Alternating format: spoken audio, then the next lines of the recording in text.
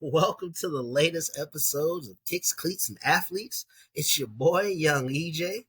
We got our board ops, JD, Yo, yo. and our master of all things kicks, Jimmy T. What's up, fellas? Happy to see you. What's happening? Yes, sir. And we live this week. So anybody tuning into our Oh, YouTube channel, you could Yep. just catch Welcome. us as we doing this. So welcome. we But get let's, better like fine wine, baby. we Already try. know. We try. Yeah, we're trying to So keep how up. everyone weekend been? It was good. It was real good. I turned in my 2 weeks notice a couple weeks ago. Sundays are off limits. Congrats. I gave it to my kids and my wife. No, I'm just kidding. Hey, I ain't mad at you. Y'all see those memes out there though? The guys I turning in seen a 2 one. weeks notice. It's mad funny, bro. Hilarious. You gotta check those out. But nah, it was a good week. We got a great show for you guys tonight. NFL. Yeah, it is. It's in full swing. So we definitely gonna talk some of that week one chaos. Some of these QBs looking a little pedestrian on the start of the week. We're gonna talk some FIBA basketball because Team USA didn't even medal. And we're gonna leave you with some trivia and kicks of the week. So before we get into the NFL season, we're gonna wrap up the FIBA tournament that took place over in the Philippines this summer, with Team USA finishing in fourth, losing their semifinal match to Germany, and then their third place match to Canada. We all know they didn't send their best. However, I feel you're NBA players. You should be able to still compete. But since I know EJ's been wanting this topic for the last couple weeks now, I'll let you take it away. The floor is yours.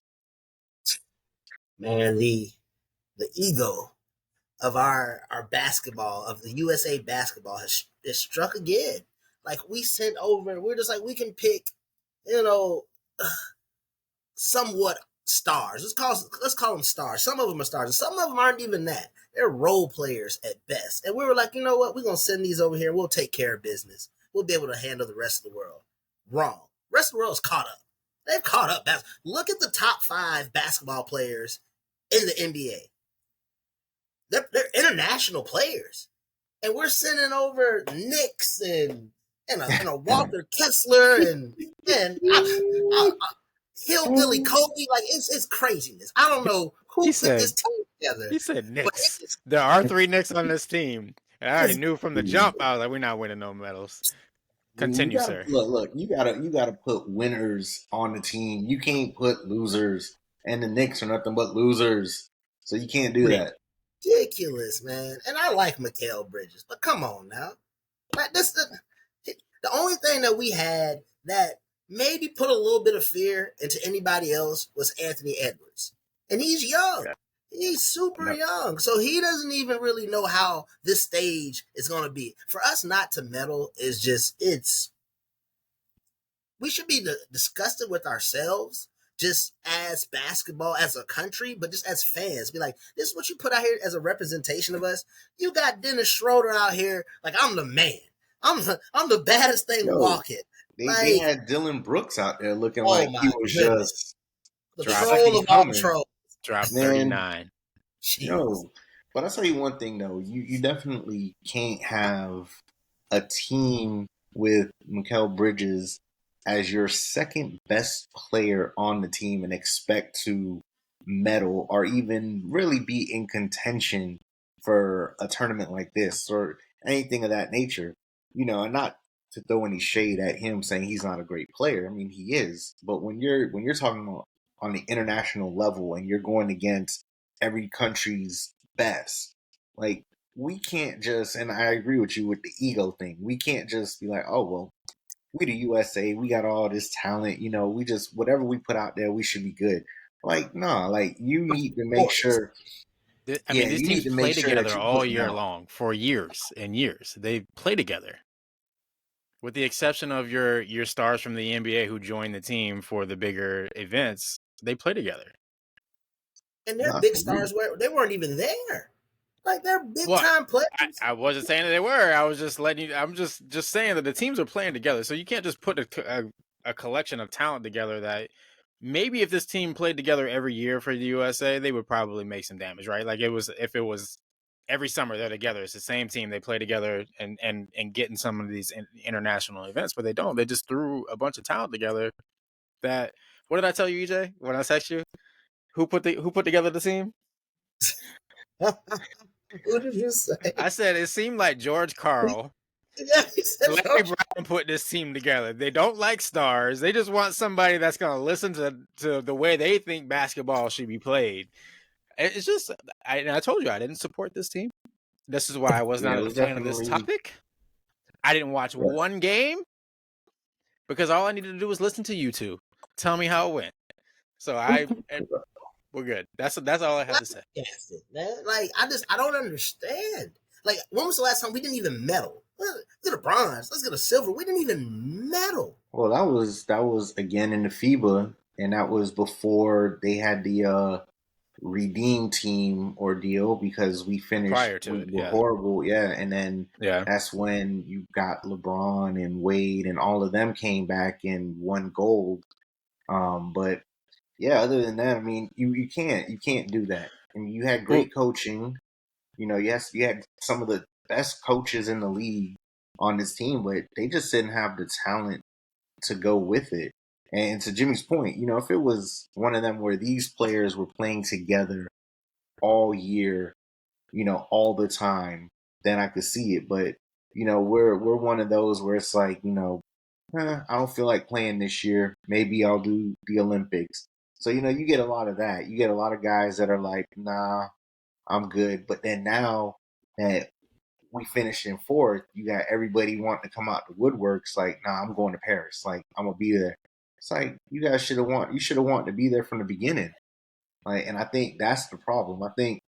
I know at one point in time, they were trying to make sure that, like, if you committed, you were committing for at least 2 or 3 years or something like that, because they didn't want this constant turnover of players because they need to build something. And I mean, that was Coach K, and it died when he decided to retire. But you know, one thing he had those boys committed. He had LeBron and all them and all. I mean, I know Kobe joined late, but he had them committed to the fact that they were going to play together for every summer for a couple of years before they went into it. And when he decided, when he stepped away, they're like, "Oh, okay, we're back to what'd you say, EJ? Our arrogant ways of just thinking that we can just throw any NBA players out there." I mean, even if we're not gonna get the top, you know, studs, man, like De'Aaron Fox, he can't. He's not he wouldn't clearly be like a upgrade over Jalen Brunson out there. Like it's just I don't know who picked this squad, but it was awesome. Yeah, because you definitely had some.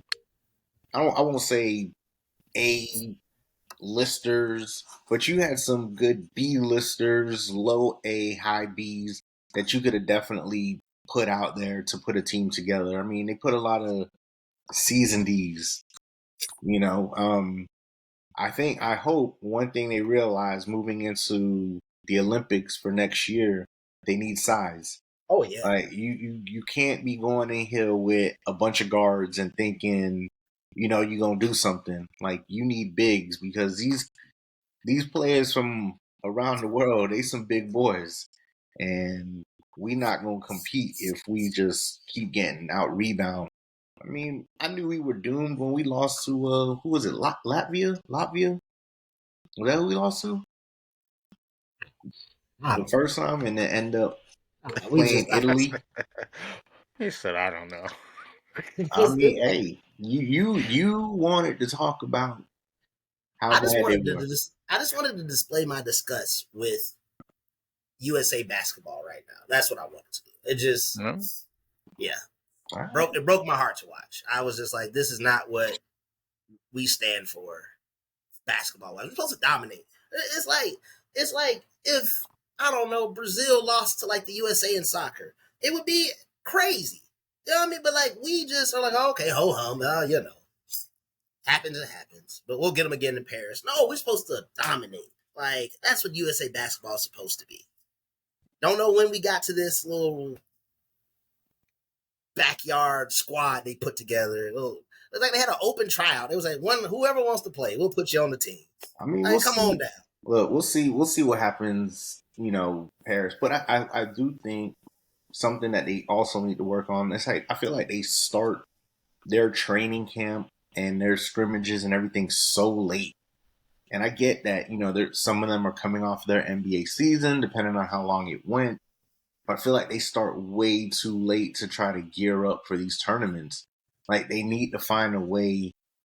And I understand with the schedule, because, I mean, if you got players that are playing in the finals, I mean, they're playing into June, and you're talking about, Olympics starting in August.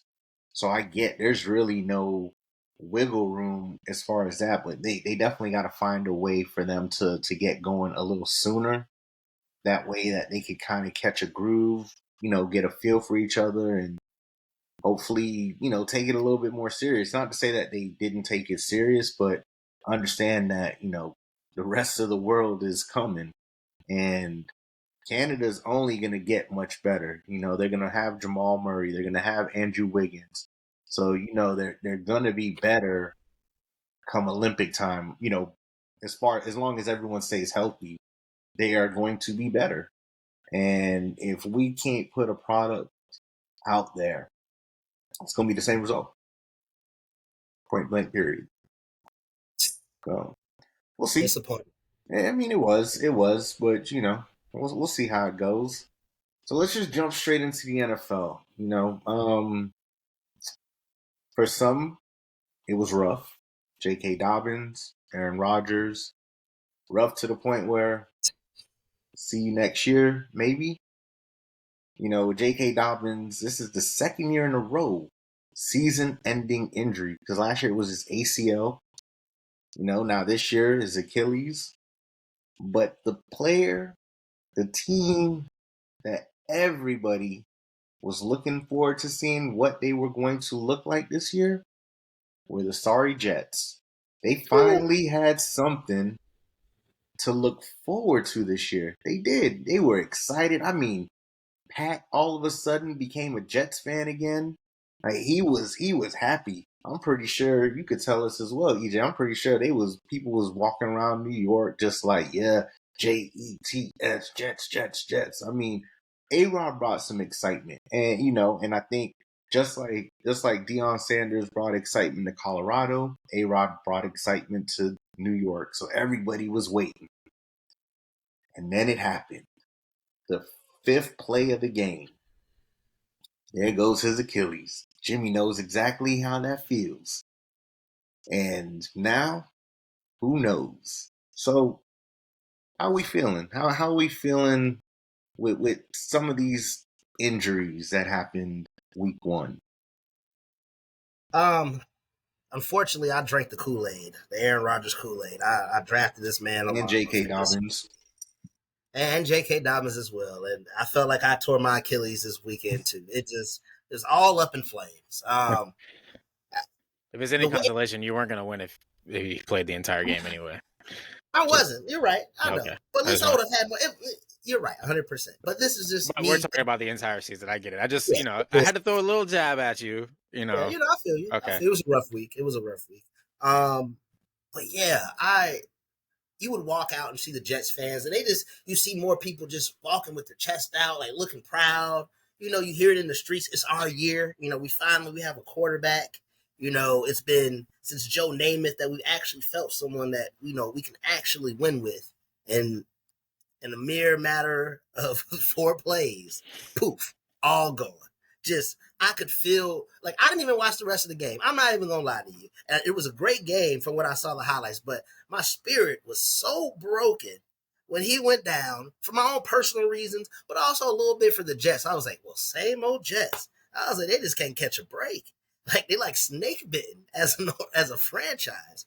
But, yeah, man, that is a tough blow. Like, Aaron Rodgers, Savior storyline so good. Everyone's like looking to see like what he would be in this new Jets offense and it just in a mirror. I blinked and he was done. And I was like, I can't believe this. Like, you couldn't make this up. Man didn't even throw a pass. Not one pass. And he's already out for the season. It was shocking. That was the best word I got for it. It was shocking. Okay. Jimmy T, what you thinking? This is no good for anyone. Whether you're a Jets fan, whether you're hoping that he was, because me personally, I was kind of hoping it was going to go down in flames. Just to see, because New Yorkers are like, oh, it just matters more in New York. The Jets have been garbage our entire lifetime, and the NFL has been just fine. All right, the Mets have been garbage my entire lifetime, and the MLB has been just fine. The Knicks have been garbage. Like, it's not. Why is it bigger in New York? So I was kind of hoping that it was going down in flames, but not like this. Not like this. I wanted him to play, see how it worked out. The way that you saw that defense play last night, I know Josh Allen was not good. They were gonna win 10 to 12 games this year for sure with that defense if Aaron Rodgers was even competent. But this isn't good for anybody. It's not good for the NFL. I know a lot of people were talking about the MetLife turf. It happens every year. I think it was not Joey Bosa, Nick Bosa. Then he tear his ACL one year or got a knee injury. I know DeJuan Smoot tore it an ACL last year. I know Achilles last year on that field. There's been a bunch of them.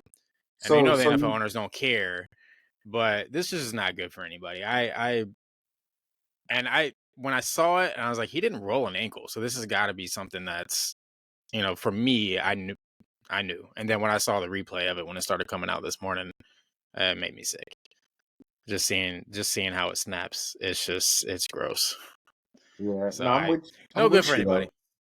I'm with you there because I was rooting for it to go down in flames as well, but definitely not like this. I wanted to see what he could have done with the Jets team because they got some good receivers. They have a top tier defense. I was like, they have the recipe for a great cake, but somebody put baking soda instead of baking powder, and it just didn't go. But I hear the same old debate about turf, grass, things like that. But J.K. Dobbins was playing on grass and popped his or tore his. I feel bad for that young man. I really do. So I don't necessarily know if it matters now. If we're getting down to the nitty gritty, what I'd be curious to know is the turf at MetLife the same as the turf in Indianapolis or in Atlanta? I'm curious to know if they're using the same type of turf, because if not, maybe that's something they look into, since it seems like there's more and more players to have season-ending injuries, in the MetLife stadium versus other dome or indoor stadiums. So I'd be curious to see how that goes. I feel bad for him because it might be it for him.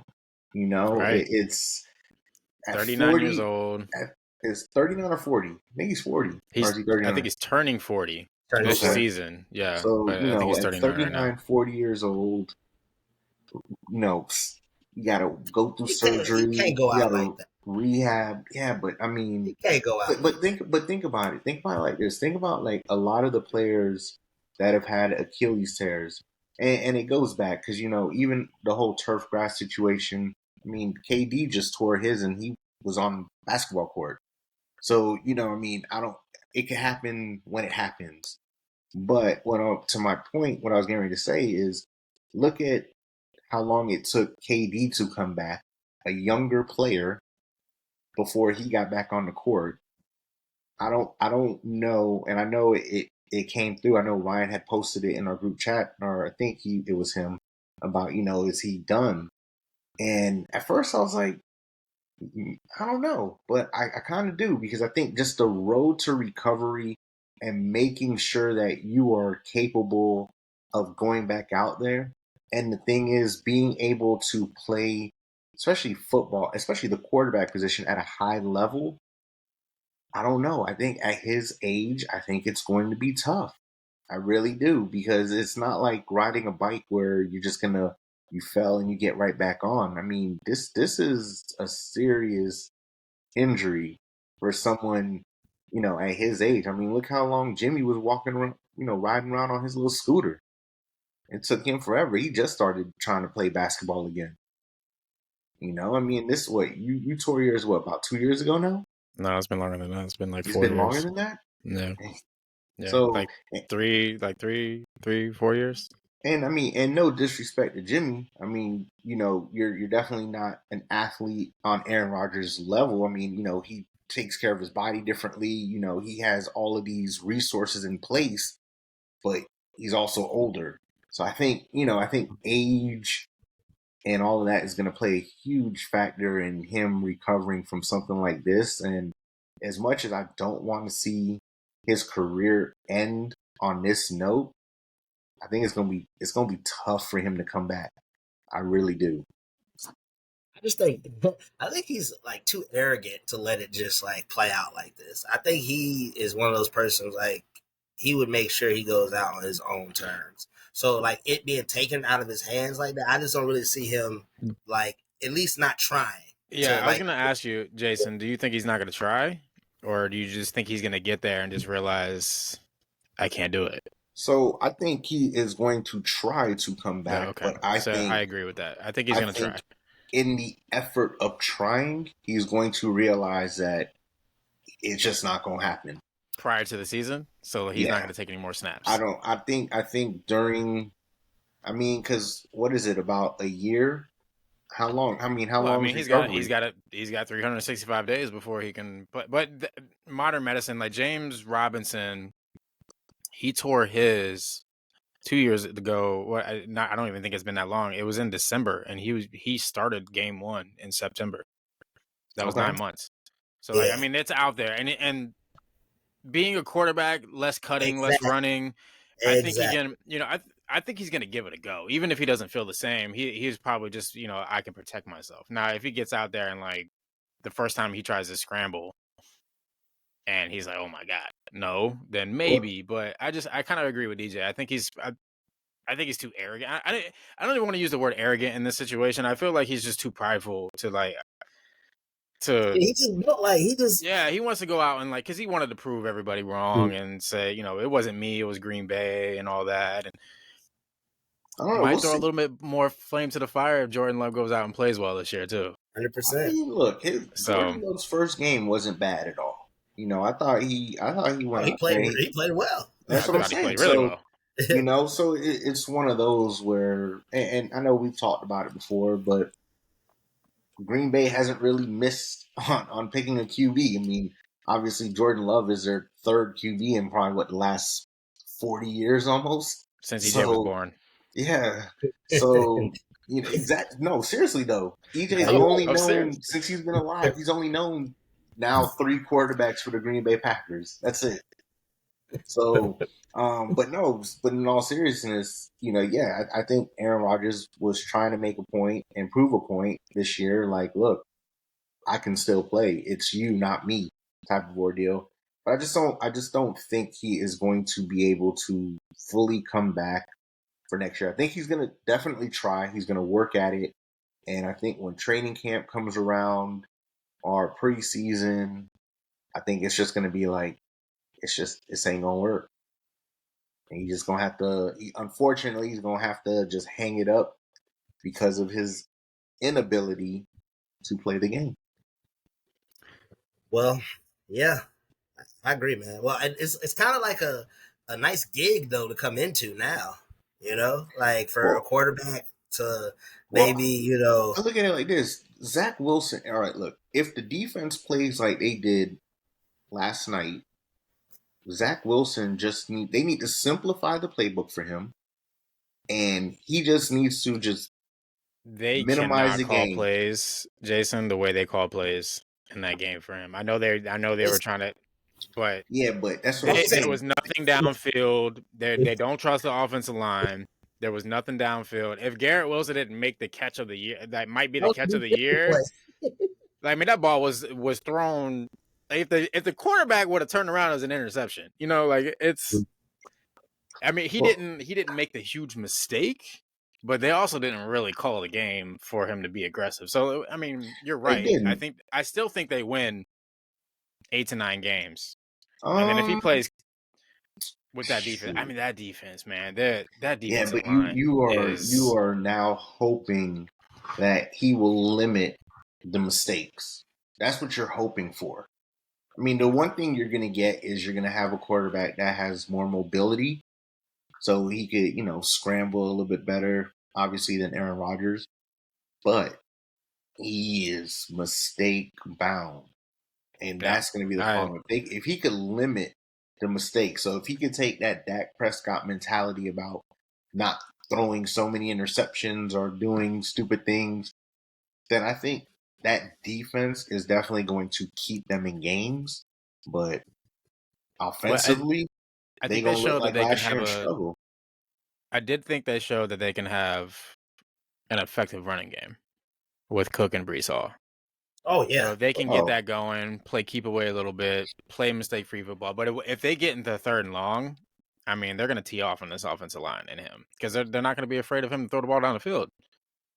So I mean, we'll see how it works out. Like maybe having Aaron Rodgers in the building, but I know in the NFL it's a little weird. Like sometimes they're in the building, sometimes they're not because they're taking their own rehab. Is Aaron Rodgers? I mean, he just bought a house there, right? So I'm assuming that he's going to want to be around the team. Maybe having him on the sidelines and in his ear, would be helpful for him. But You they're think going to so, have to though? run the ball. They're going to have to run the ball. They're going to have to Indeed. play. Like they're going to win games. They're going to have to win games. 13-10. 17-13. Those are going to be the type of games they're going to have to win. But do you think he's going to be on the sideline? I just don't see him as that type. I don't know because I mean, like... in some instances, you see where the player kind of like disappears from it, and they're just trying to rehab. Because a lot of them have their own trainers and their own doctors and things like that, so they'll go. But I mean, I think maybe because he's so. If it was in Green Bay, he'd have been in California yesterday. But I think maybe the fact that he just bought a home there, it's it's a new thing. Maybe he'll stick. Yeah, maybe he'll stick around. I don't know. It's tough to say, but I think it'll be beneficial for Zach Wilson if he's around. I think at the very least having Aaron around, the way that the team reacted to him coming into the game versus how they were treating him last year, I think Aaron Rodgers was that buffer for the rest of the team. You think, or is it just like, well, you are quarterback again, so you know what? We'll see. Yeah, we'll see. But I mean, I don't know.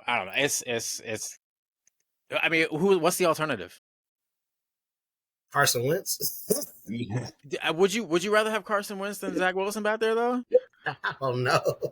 I don't know. mean, yo, I'm gonna tell you what really tripped me out about they were so cocky, just them as a team, as an organization. Did you see the owner with that big old necklace? Like he had like a. What, did you not watch Hard Knocks? No, I didn't see. You didn't watch it. He was on one of the Hard Knocks episodes with that big old thing. I was like, yeah, what the heck? Yeah. It says Woody. I think it says Woody across of it. Yeah, or it's like a big W or something. I can't remember what it looks like, but yeah. Oh man! See, Woody trying to be like Robert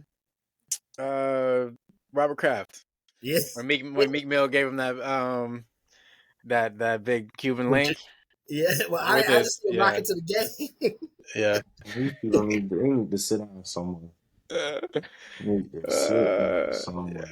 Well, I'm sure it was exciting, but it's almost like you got so excited for the moment, and then you were like, the high comes down. Yeah. Like, dang, what are we gonna do for the rest of the season? Yeah, that's like I said, that's gonna be the sad part. You're definitely trying to figure out who is going to lead this team moving forward. And I mean, I don't know if there's anybody out there that could do it unless, they make some sort of trade. But I saw somebody throw out Stafford. Yeah, I don't think the Rams are ready to give up on their season yet. They just beat, a division, rival. I don't think, you don't think they're in that Caleb Williams sweepstake? You don't think they? It don't seem like it. I think they just beat Seattle. Arizona. I'm not feeling real good about my Seattle and 49ers tiebreaker at the end of the season after watching those two teams play this weekend. I'll tell you that much. Yeah. Yeah, I mean, I'm kind of. I tell you what, though, I am really hoping that they do that. This is just a team like from me perspective, is that they trade away Stafford, and then Aaron Donald's like, I got to get out of here, and the Jags go and scoop him. That's what I'm hoping. Oh, God. Okay. All right, That's just a little sidebar for you guys. Some of this week one chaos. So obviously, we were just talking about the Jets. So the Jets-Bills game ended. I think it ended. It ended with a bang. A great way, I should say, to end the first week of the NFL season with the punt return for a touchdown in overtime. You had a shootout out in LA between the Dolphins and the Chargers. Best game of the weekend.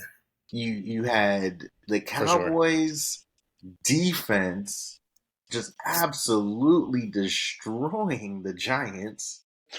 Their offensive line got sunned all night long. I'm not even mad at Daniel Jones in this situation. I mean, that offensive line, they were just like, just go hit him. No, why do they keep that man out there? I was like, it must not. No. Okay, do y'all remember the episode when Pat was on and he was like, I can't believe they even agreed to give this man the money. Brian Daboll was trying to kill him last year. He literally was sitting on the sideline with his arms crossed, like, yeah, y'all want to play like crap? I'm gonna keep you out there whole game. Listen to that pissed off pop corner coach, like that's what it looked like. That's the crazy thing, because that's what it looked like. I'm like, just like you guys, I'm watching the game and I'm like, take them out. Why do you have your starting quarterback, your franchise quarterback, still in this game getting lit up when they down so much? I'm like, boy. They put the subs in and they still had Daniel Jones in the game. I said, this dude is wildin'. They was like, you know what? You about to earn every dollar of this money that we shouldn't have gave you. You about to earn it. I mean, 40-0. That was a massacre. Like, I don't even think the Cowboys offense did anything. Like, I can't remember one memorable Cowboys offense. They weren't even, I felt like I didn't even watch them play. Like, did Dak Prescott play? He didn't even throw a touchdown, I don't think. I think it was running backs and defense and special teams. Well, there was two. How many defensive special teams? I know there was two defensive touchdowns. Special teams, the blocked field goal, and then they had the pick six. And then I know Pollard had two. Tony Pollard scored twice. Okay. Let me see. So that's 28. And there's a bunch of field goals in this game too. So yeah, that's probably it. There was a bunch of field goals. I do remember seeing the Dallas kicker out there a ton. Defense. I mean, what's crazy is the Giants have been spending first and second round draft picks on their offensive line every year. Couldn't tell. And they, I don't know. I mean, this is worse than what Joe Burrow had a couple years ago, or Patrick Mahomes in the Super Bowl when he was running around in circles. Like, it was bad. Turpin had a touchdown as well. Oh, wow. Special teams touchdown? Nah, he had a rushing touchdown. Oh, okay. I'll tell you what, though. But now, so let me ask you guys this question: is it the Giants' offensive line, or is Dallas's D line that much? It's just they're gonna. All right, so let me rephrase it.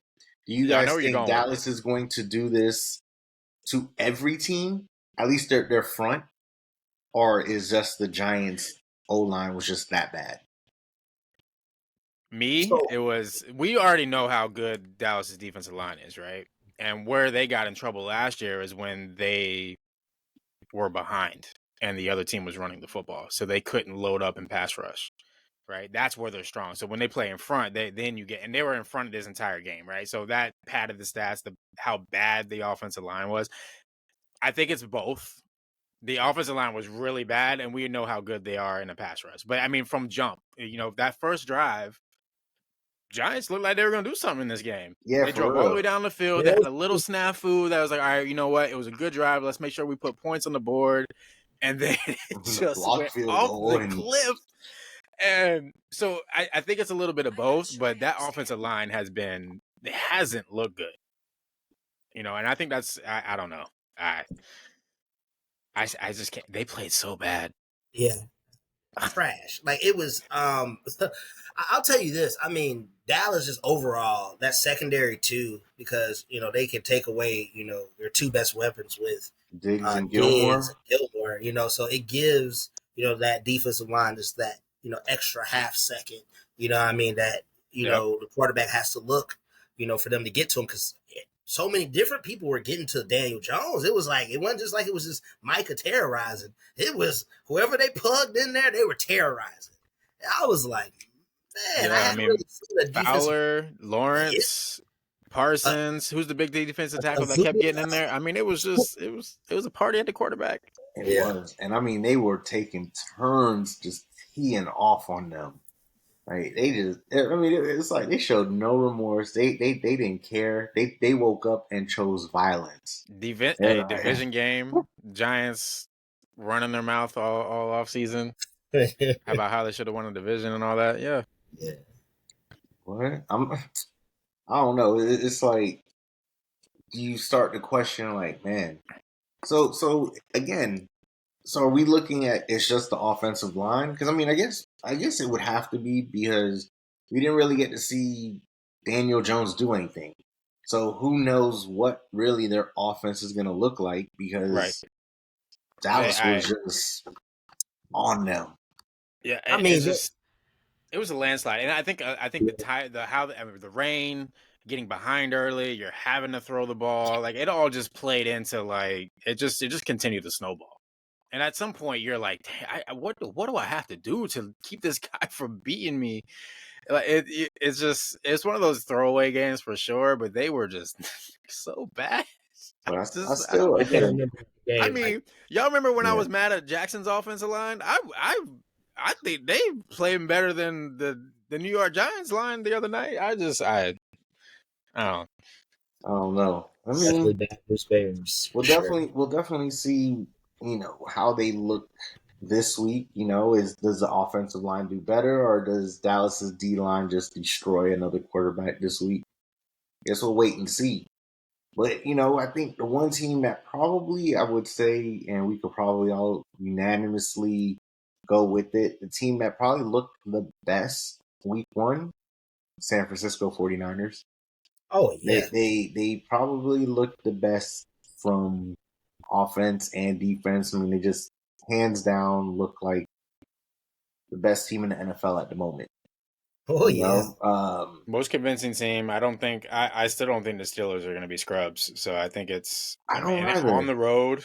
I'll tell you what, I was surprised that the Steelers looked the way they did. Like, I don't know, I was expecting more. Like, I just thought they would have come out and they would have looked better. I just didn't expect, San Francisco to beat them the way they did, especially defensively. Yeah, in my opinion, I could see their offense struggle a little bit here and there as they're still trying to put together the pieces. Because I know Kenny Pickett had a good preseason. Obviously, oh my God, Pickens, the wide receiver, looked great. Najee Harris looked great. I could, but you could see some struggle. Like, you could understand some struggles from them, here and there. But the defense, I mean, giving up. I mean, was it all offensive points? Was 30 all offensive, or was there some defensive points in there as well? I don't remember the defense. I don't think defense scored. I think a lot had to do with. But I know EJ's boy carving him up. The dog Pert, I'm telling you. Yeah, and then of course, McCaffrey was doing McCaffrey things. But they don't have a weakness, the San Francisco 49ers. Debo and Kittle didn't do anything. Yeah, but Brandon Ayuk had a great game. Ayuk balled. Yep. McCaffrey balled. Elijah Mitchell had a good game, spelling McCaffrey. That's a good thing to have. Like, when you look up and you say Debo Samuel barely touched the ball. Wait, hold on. What did Mitchell do? I think he averaged like maybe 6 or 7 yards a carry. So I mean, he didn't have a ton, but no, he had 5 rushes for 10 yards. Oh, maybe I'm thinking of somebody else then. I might absolutely have to be, but But suffice to say, again, like I said, seeing them, watching them, like I didn't see any. Bad. I didn't see any weaknesses in their team. They look like they're going to be the team to beat coming out of the NFC. I knew just how that team will look with Brock Purdy last year, and they didn't skip a beat. Like they trust this man, and he's just. So you're still all in on Brock Purdy. Oh man, I'm all the chips in the middle. I figured he would have showed some rust coming off the injury, but I mean, nothing. Man, looking like he just a vet out there with them boys. That's what I'm saying. Like he fits their team so well. I see why they were like, yeah, Trey Lance ain't it. Like we found him in Mr. Irrelevant, this guy, but he's the perfect fit for the San Francisco 49ers. He's not even getting paid $1 million. That's what I'm saying. Like this is their window to win. Like they ain't paying their QB nothing. You know what I mean? Like they got it defensively. I mean, Bosa back. Like nobody better trade them anybody. You got to freeze them out. It's like we doing Pat in our league. We better not trade him nobody. I don't care how much. I don't have much cap space at all. After all the deals they signed, but EJ over here, he looking for whatever somebody gonna give him right now. Man, it's tough times over here. I was looking at your team and I'm like, ain't nothing here that I want besides maybe Derrick Henry. Well, you can't have him. So. Wait, you don't have room to negotiate, sir. I'm not gonna give you my best players, sir. But you don't have players. You don't. You got to get a collection of players. Man, Jason gonna give me his kicker and like a tight end that doesn't play. You know, but Jason is the fantasy football owner in your league who likes to play around too much. What you mean? He just be sitting. Yeah, you get bored and he starts sending random trades to people just to see if they like accidentally click accept or something. Hey, I don't know. No problem. Might catch you on a bad day. You never know. But speaking of QBs, since you need a couple QBs, I mean, there was quite a few QBs this week, and top tier QBs looking very, very pedestrian. Pat Mahomes struggled Thursday night. Lamar Jackson had a little struggling Sunday. Josh Allen, Monday night looked bad. Joe Burrow coming off of this NFL record-setting contract and couldn't even throw for 90 yards. I mean, these are supposed to be our top-tier quarterbacks, and creme de la creme. Yeah, and our boy Tua put all of them to shame real quick. To the Dolphins. I'll say for that, just sidebar, I think that was more Tyreek than Tua, but that's just no. Okay, all right. Oh my God, you are gonna die on that hill. Hold on. Let me explain my reason. Hold on. If you looked at Tyreek when he was running the routes, he was able to get into spaces where defenders weren't even next to him. So all he had to do was throw it into that space. Now that's a testament to how fast Tyreek Hill is. I will say, one throw I was impressed on though was that touchdown throw that he was able to get over the defender into Tyreek's hands. That was an amazing space, but he also has to know. He has to know that nobody else is going to come into that space as well. You got to give the man some credit. And the way this offense is designed is for him to turn his back to the defense and play action and turn around and find that space in such a small amount of time. Well, you know, give the man some credit. So you're not going to give that man credit for that one play, and I think it was leading up to that touchdown you alluded to, where he had to step up in the pocket, and as he was stepping up in the pocket, that man threw a dime to Tyreek. I did not say he didn't have a good game. I said that I give Tyreek Hill more credit for that game. You know what? I can't with you right now.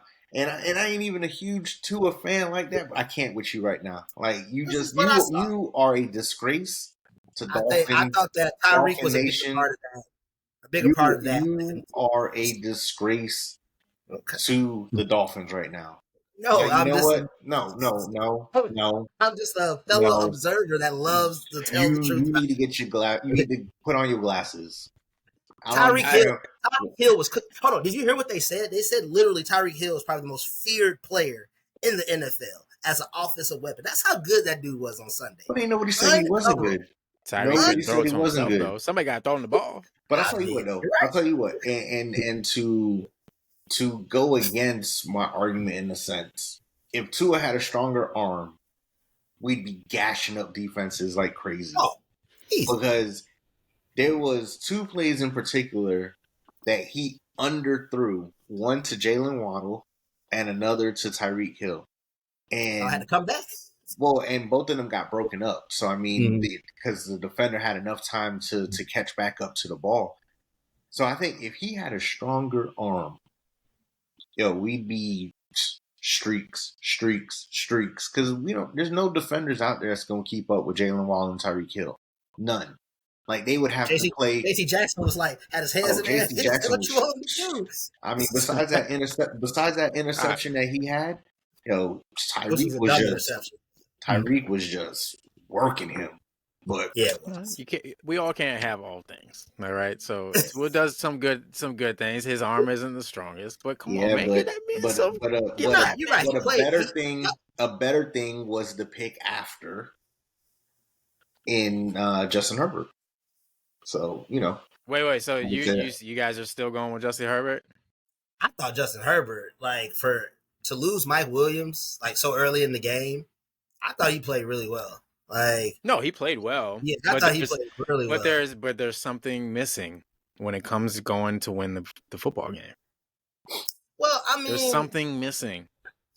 I'm looking at it if we would have lost Jalen Waddle and Tua still pulled it out, I'd be like, all right. But this man literally lost his second primary target. Did it not use a first round draft pick on a wide receiver? I don't know. If they did, I don't know. Quentin Johnston. I don't even see in the game. Oh, okay. Yeah, he was playing Quentin Johnston. Yeah. I just saw they actually ran on us crazy. Yeah, both Eckler and Kelly had big games. Yeah. So, and I think that was once they saw that run game was going, they was like, we're going to utilize this because there was times where we could not stop them. No. Did Justin Herbert not have? Did he not have the ball to go down, get an opportunity to go win? Okay, he did. The Dolphins defense. I just wanted to see how you guys felt. If you're going to start swaying that feel after Tua went out and took a game from him. I just wanted to see how you guys were feeling about it. To me, I'm still not 100% on Tua, but as long as he can stay healthy, and one thing I noticed with the game yesterday, or Saturday, actually, Sunday, he was getting the ball out even faster because I don't think he got hit once in the game. So the offensive line has done a great job so far because they were horrible last year, and they did a great job protecting him. Don't they still have some guys banged up up front too? Armstead didn't play. He didn't play. Armstead didn't play. Isn't there another guy that's out of there right now? Or is it just Armstead? The only thing they got to work on is the center. The center is just struggling right now. But I say to say this, that he's getting the ball out quicker. And as long as he could be, because the one thing we've never had an issue with him is really his efficiency.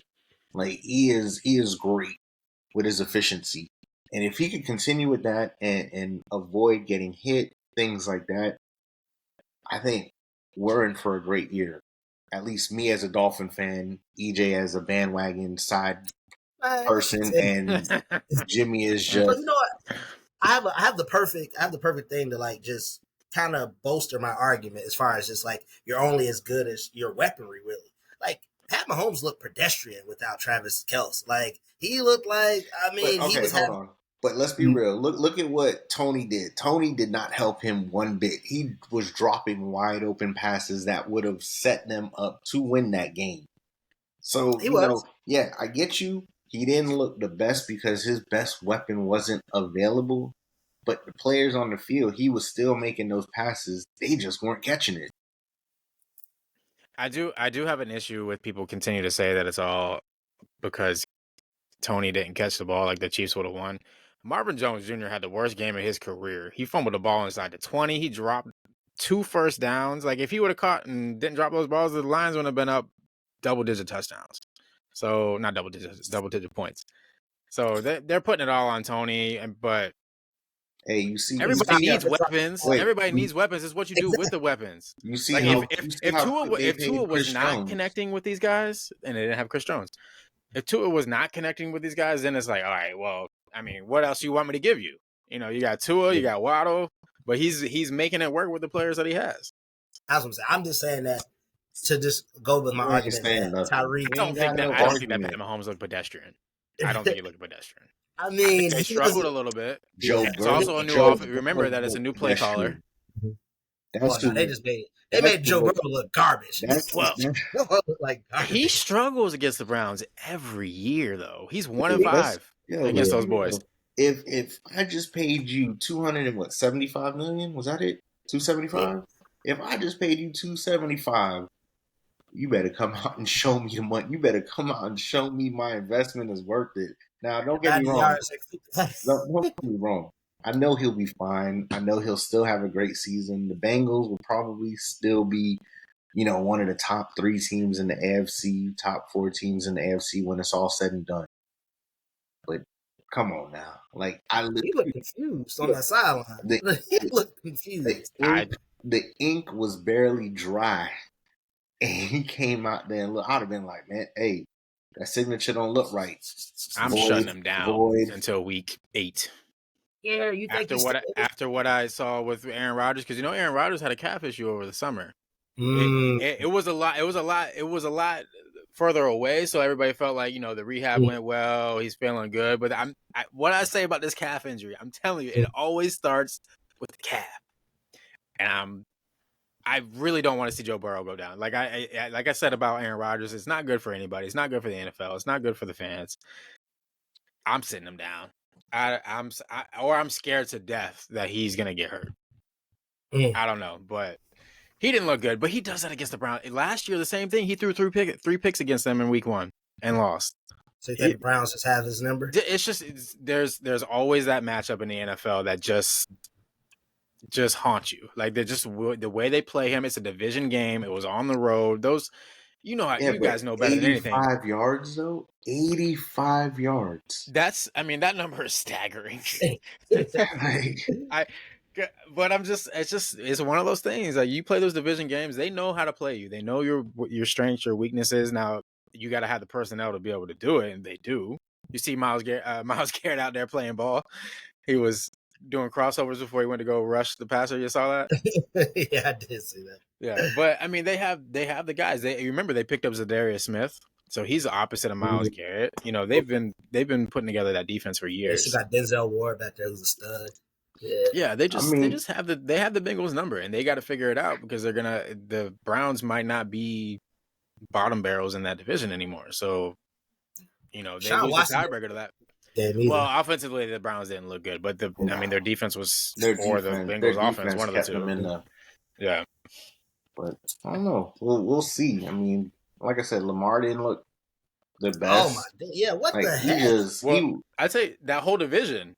Yeah, last week we were talking about, or the week before, we were talking about, this is gonna be the best division in football, and that whole division offensively did not look good. No, that whole I got Lamar in another league, and I was watching him, and I feel like he just felt like I was like, you forgot that you're fast, run. They want to throw him. This new offense, they're like, we're gonna let Lamar pass the ball. Well, he's still got to be himself. The thing is this though, there was a couple times where they were within the 5-yard line, and this is where what's his name got his touchdown. Why can't I think of the running back now? Hill. Hill. Yeah. This is where Hill got his touchdowns. But then I'm like, this is where the Ravens used to run little bootlegs and let Lamar just get out on the outside and just score. And I'm like, man, they not letting this man run like that no more. Yeah, it looked odd. Like the offense didn't look outside of Zay Jones, who was cooking. He's electric, but he got the ball. But outside of that, Flowers. Yeah, Flowers. Zay Flowers. Zay Jones is he's a Jag. Jags, that's it. Appreciate that shout out. He had a heck of a catch this week. Yeah, that catch was wild. But I was like, it looked disjointed at best. I forgot Odell was on the team. Yeah, he had 2 catches maybe. Yeah, and it was towards the end of the game, late in the game, I should say. I'm like, man. I guess in his defense, though, they said he lost 2 offensive linemen in that game. So I know that'll probably he lost his center, and he didn't have Mark Andrews playing as well because that just like Mahomes, Kelsey connection. Lamar didn't have his safe haven in Mark Andrews. Yeah, that's his guy. That's his guy. About these safety blankets, huh? What? Make your point. I'm saying like having these safety blankets matter. Like they look a little, out of sorts without their tight ends. Yeah, I mean, you have to if you're game planning or you're used to having those people out, you got to switch. You got to start learning other. I mean, the relationship that Kelsey and Mahomes have. I mean, it's a look. I'm going left. He knows where he's going to be. You don't have that with everybody else, so it's going to take time. Of course, like if you're used to having 87 out there, you turn around and it's 84, and you've never seen this guy before. You didn't even know who he was before he, put on his uniform. It's going to be different, But Mahomes will figure it out.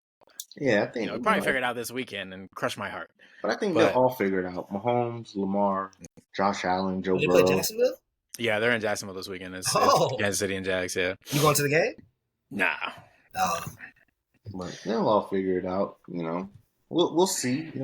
Week 2 is looking good, so we'll be getting ready for that. But let's jump into where we going. Trivia. Want the trivia or kicks of the week? Trivia. Want to go first? Let's hear this trivia you got for us. All right, do it. Let's go with the trivia. All right. Let's see. Where is my trivia? I had it. Here we go. All right. So, in 2019, Lamar Jackson became the second player in NFL history to be named as the unanimous MVP. Who was the first? Unanimous MVP. Mm-hmm. Peyton Manning. That was a good guess, but no. I'm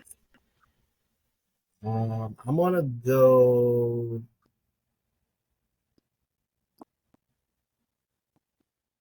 Aaron Rodgers.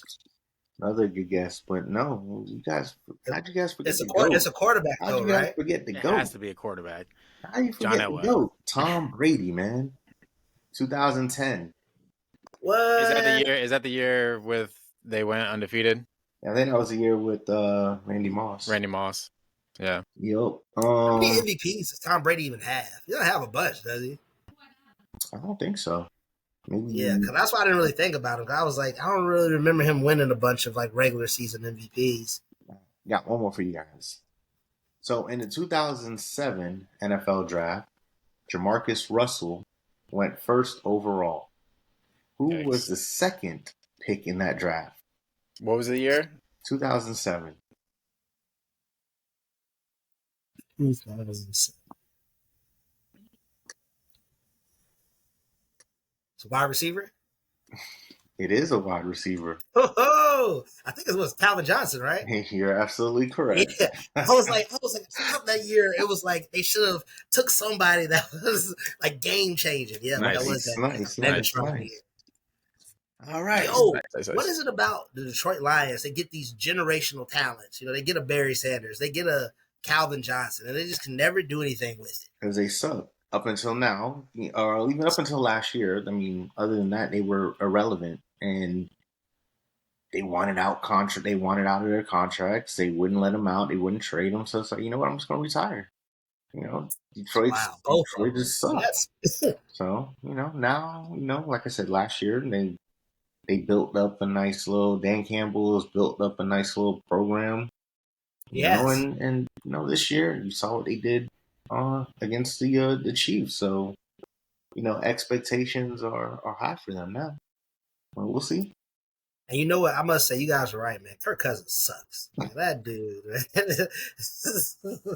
It's just awful, man. I know Justin Jefferson must be like, man, y'all got to give me somebody else, bro. This dude ain't it. What do y'all think about? What do y'all think about him for New York? The Jets. He's in the last year of his contract. Kirk Cousins. Kirk? No, he's talking about Justin Jefferson. Oh, you mean you talking about Kirk or Justin Jefferson? Kirk Cousins. Yeah, I mean, the Vikings probably not going anywhere, right? Yeah, the Vikings don't have nobody to back up to put in there, so I don't think they moving off of. I mean, you take and go get Caleb Williams. You got Justin Jefferson and Jordan Addison on your team. I'm not sold on Caleb Williams. I feel like he is. I feel like when he gets to the NFL, he's gonna be like Kyler Murray. I just don't see. He's big though. But Kyler Murray was good in college, and no, I'm saying like big, like college, kind of small in stature. So I think that's kind of like his hindrance. But I mean, he got the skill set. And he's like big. He's associating Caleb Williams with Lincoln Riley, and he's thinking Baker Mayfield. Well, I'm looking at how he plays in college. I'm looking at how he plays in USC, and I just don't see his game, resonating over in the NFL. I just don't see it now. I hope he studied Oklahoma. He'll study USC. But no, he's great for the game of college. But I mean, think about it. Not every college player that's great is great in the NFL. And I think that's absolutely true. And I think he's a great college quarterback. I just don't think he will be a great NFL quarterback. It also depends on what situation you grow into, right? EJ just said you got to have some weapons, right? You got to have weapons. And then you get blessed to Justin Jefferson, as your number one guy. Well, and again, that's a lot of fixed. Even what I read, it's one of those where obviously, if you're going to be the number one overall draft pick, you're obviously going to the worst team in the league, so they need help. So I feel like there's nowhere you could go that unless a team that's already a quarterback away and they decide to trade a bunch of things to move up to that number one pick to draft a quarterback of that type of caliber. But do you think of that as a full team deal? Like if you look at a team, let's just use the Vikings as an example. Defense struggles. They trade away Kirk Cousins because he's in the last year of his contract. They get offered first round draft pick or whatever because the Jets are desperate. If you're Caleb Williams, you're looking at the Vikings. Like he's looking at that as an offensive situation where he's going to succeed. He's not just because the defense isn't very good. He's not going to look at it in that sense. You know what I mean? Now, if he comes to a team where there's no weapons, the offensive line is garbage, things like that, he's probably going to be like, I'm good. I'm going back to USC. But the best wide receiver in the game, arguably, he's going to be like, that's going to fix a lot of problems for him. You know what I mean? Like what? And that was the point of that was like, well, I don't want to go into a situation where I'm going to be set up to fail, which most of these quarterbacks are. And you're right. That's because the team is the worst. But if you get into a situation where there's weapons already in place, the offensive line is garbage. They made me so mad in that Netflix series. Just watching them, I was like, wow, good Lord. Gonna kill Kirk's ribs. I didn't think that, Indianapolis had a bunch of weapons, but Anthony Richardson looked good against you guys. They made it very good. They made they really made the offense simple for him, and he played well within that. Yeah, I was like, he looked good. Yeah. It was one of those things where, but when it was time for him to have to start throwing the ball downfield, that's when it kind of came apart for him. So, if you watch the offense, it's literally window dressings of what he did at Florida. What he did good at Florida. They did a good job of making him comfortable in that offense, and I thought he played poised and he ran the ball well, but eventually he's got to be able to start throwing the ball down the field because it's weird. We talked about it with Zach Wilson. Like they're going to start teeing up on what you do best.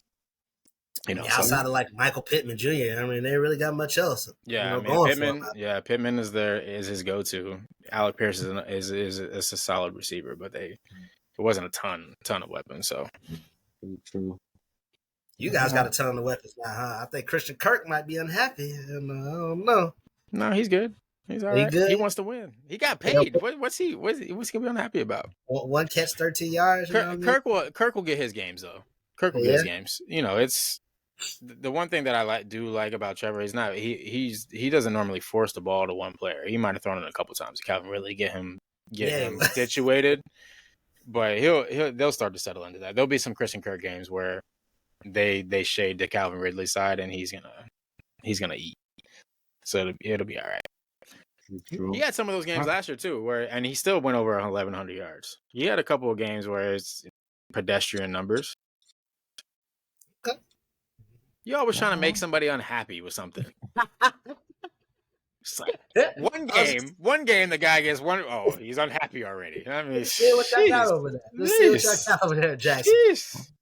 Trying to make sure y'all good over there. We'll see how it goes. So what you got for us this week for our kicks of the week? Yeah, let's look at them. All right, tell me what you guys think of these. I was intrigued. Intrigued, you say? I was intrigued. So these were released overseas in August, but today was the release date in the U.S. Again, Sneaker News getting the credit for this. Shout out to them.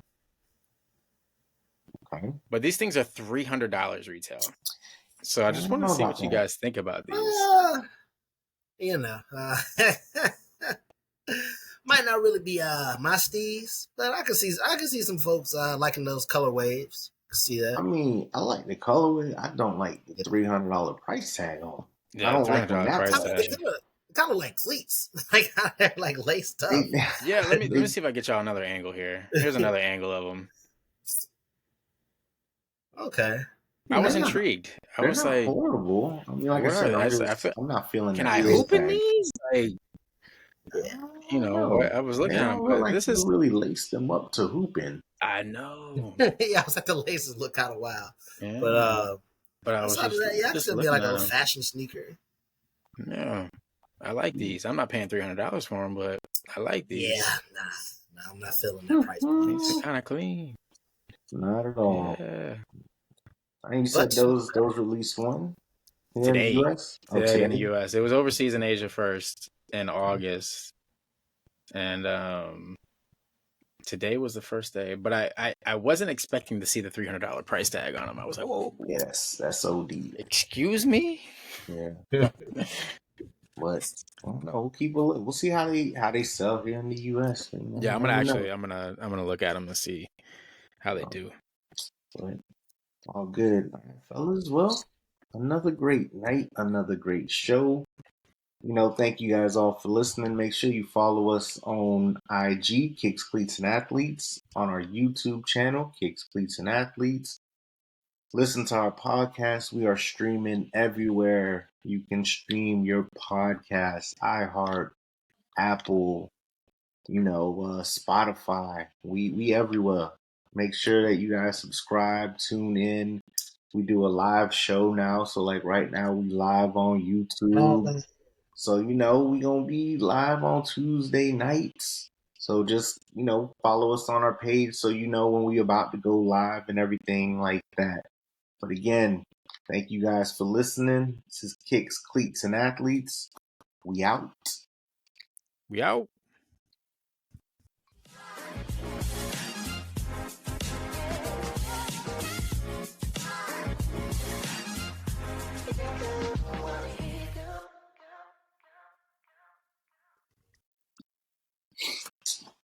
Oh,